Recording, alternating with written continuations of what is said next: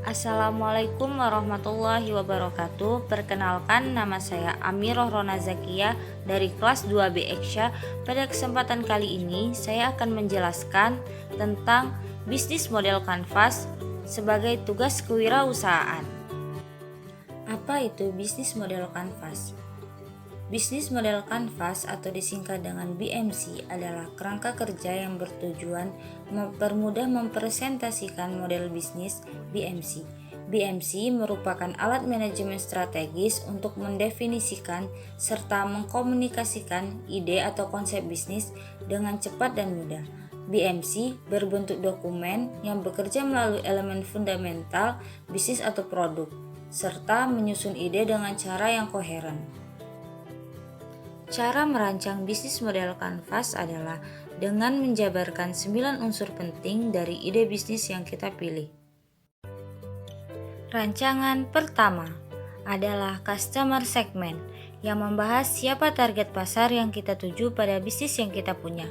Target pasar pada keripik talas yang pertama yaitu ibu rumah tangga, yang kedua pelajar, yang ketiga anak sekolahan. Rancangan kedua adalah value proposition. Produk keripik talas memecahkan permasalahan konsumen dengan memberikan yang pertama aroma khas dari keripik talas, 2 warna putih yang khas, 3 rasa lebih renyah, 4 kemasan menggunakan ziplock, 5 harga ekonomis dan higienis. Setelah itu, kita harus menentukan media yang tepat untuk mengkomunikasikan dan mendistribusikan bisnis yang kita punya. Rancangan ini masuk ke rancangan ketiga yang disebut dengan channel. Produk keripik talas ini mendistribusikan dan mengkomunikasikan melalui reseller dan sosial media. Kemudian masuk ke rancangan keempat yang disebut dengan customer relationship. Di rancangan keempat ini, kita menentukan cara berinteraksi ke konsumen setelah melakukan transaksi. Produk keripik talas menentukan interaksi dengan cara yang pertama dengan paket promo, yang kedua dengan diskon. Kemudian masuk ke rancangan kelima atau disebut dengan revenue stream. Di kolom ini kita menentukan dari mana bisnis kita mendapatkan keuntungan.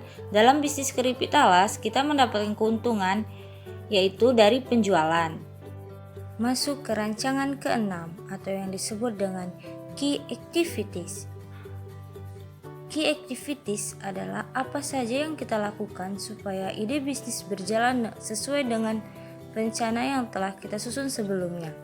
Di keripik talas ini menyediakan yang pertama produksi, 2 pemasaran, 3 training.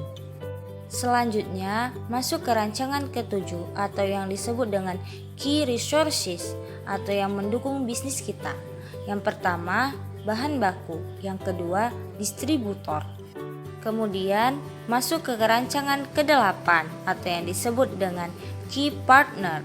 Di sini kita bisa menentukan siapa supplier dan partner yang tepat untuk bisnis yang kita buat. Keripik talas menargetkan supplier dan partnernya yaitu kelompok UMKM. Rancangan terakhir atau yang disebut dengan cost structure. Di sini dijelaskan apa saja biaya yang dikeluarkan untuk menjalankan ide bisnis yang kita buat. Keripik talas mengeluarkan biaya yang pertama biaya tetap atau biaya sewa, yang kedua biaya variabel atau upah karyawan dan bonus.